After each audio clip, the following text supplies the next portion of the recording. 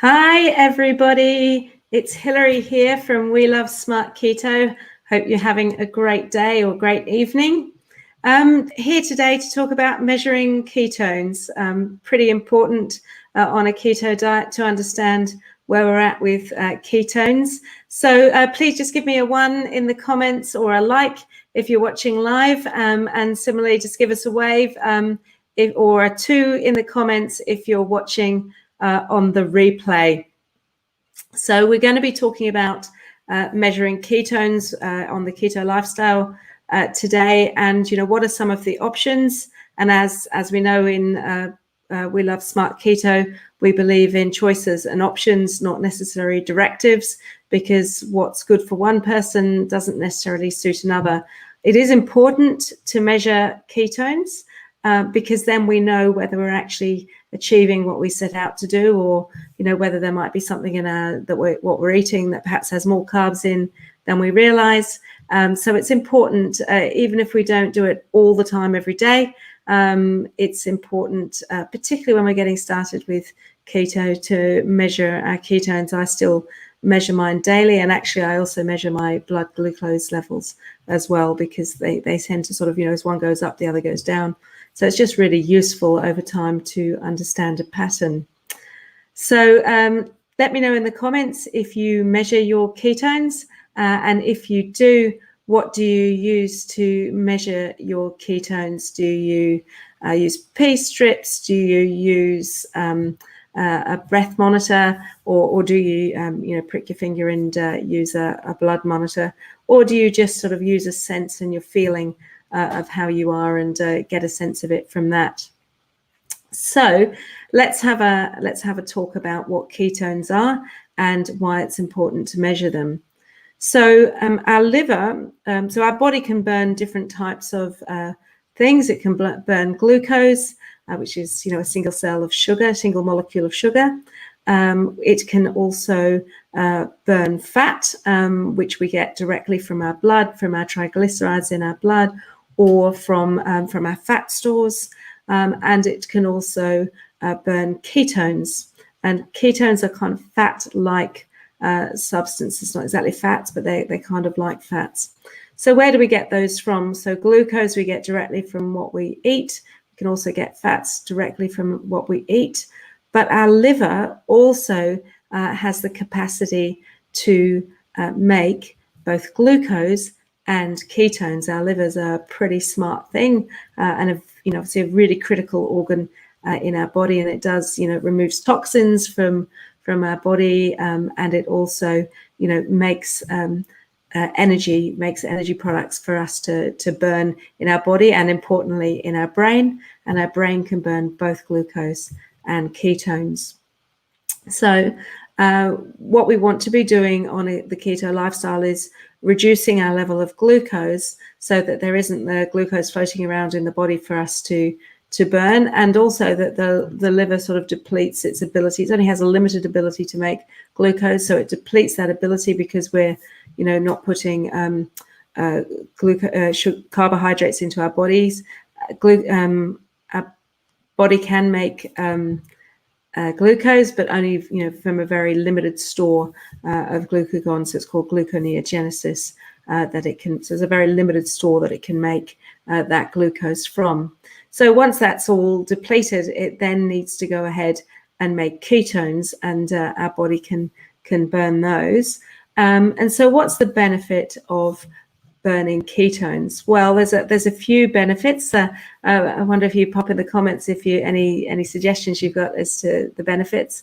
But one of the principal benefits actually of having higher ketone levels, particularly if we're trying to lose weight, is that it reduces our appetite, keeps our appetite low.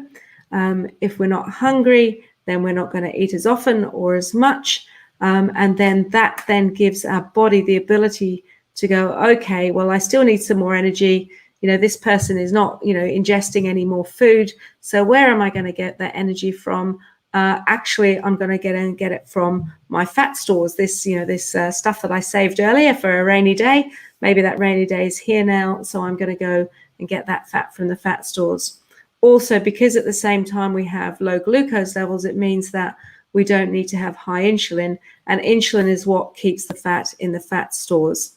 So if we've got high ketones, we've got low glucose, lower insulin, it then enables our body to release that fat from the fat stores. And that's principally how ketosis works, how a keto lifestyle works. So obviously it's important for us to know, where are we at, with ketosis, am I actually in ketosis? And there are some ways that our body will tell us. If we're just naturally not hungry, that will naturally tell us that our ketone levels are high.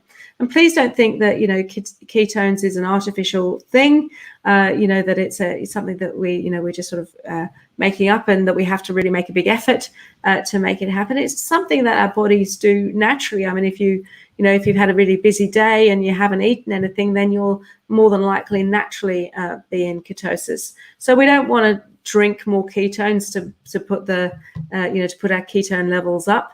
That won't really help so much, because we also want the low glucose and the low insulin. So just adding ketones doesn't achieve that part of it. So we want all those three things to work together.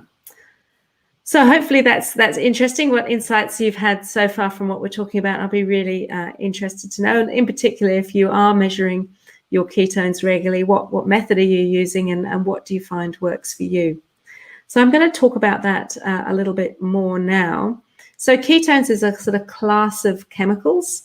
It's a group of things in our body. There's really two principal ones, which is, and please forgive the long words, beta hydroxybutyrate is one type of ketone, and another is acetoacetate. Okay, so the two principal types of ketones in our bodies. Our body chooses to make different types of ketones. And so that's important for when we start to measure our ketones. Different ways of measuring ketones actually measure the two different types.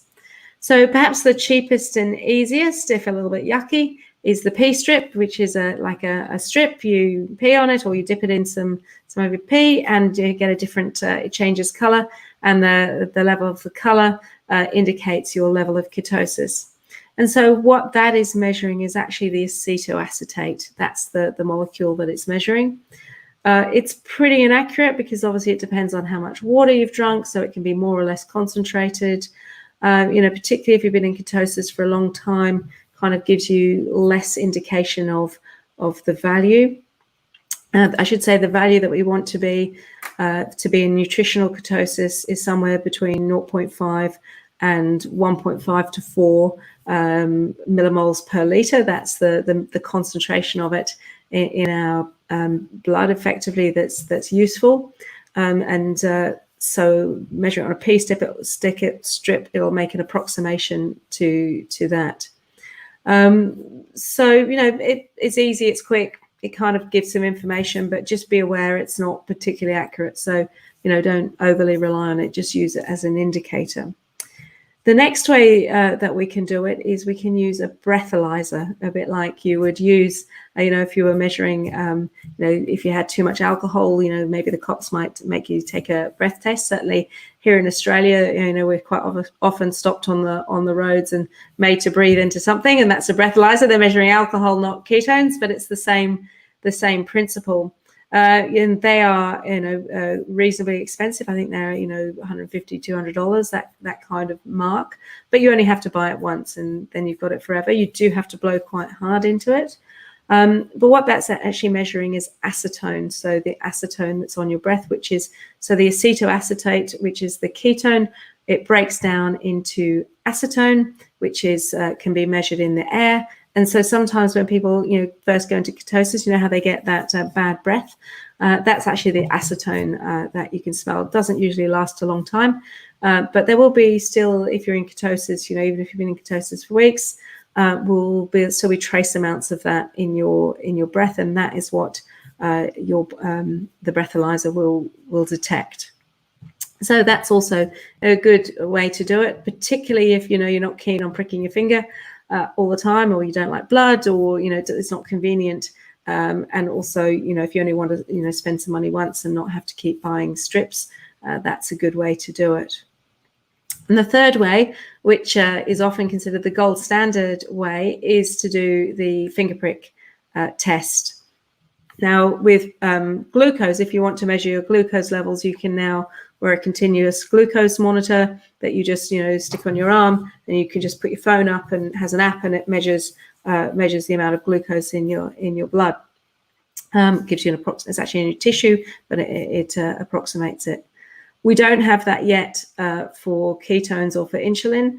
I understand that that's actually being worked on at the moment, and I would expect probably, I don't know the time frame, but in the next few years we'd actually see something similar, and that would be really useful and really interesting to experiment with.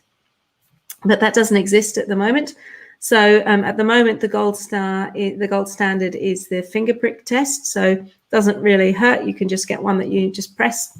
You only need a tiny amount of blood, have a monitor, and you put some blood on just a tiny drop of blood on the stick, insert the stick into the monitor, wait a few seconds, and it will give you the results. And as I said, you want to be somewhere between 0.5 and 4 millimoles per liter to indicate that you're in ketosis. So, that's what I do. And I find that, excuse me a moment.